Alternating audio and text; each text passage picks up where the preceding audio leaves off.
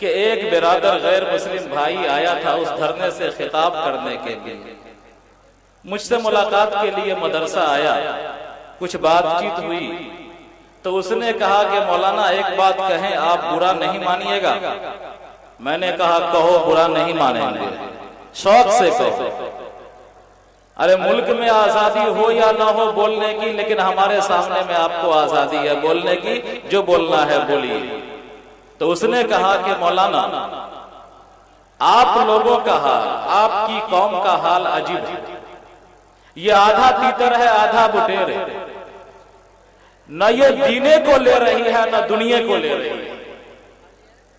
अगर ये मुकम्मल दीनदारी पर आ जाए तो अल्लाह ताला पूरे संसार की काया पलट देगा, ईश्वर इसको सुरखुरू अता करेगा, इज्जत देगा।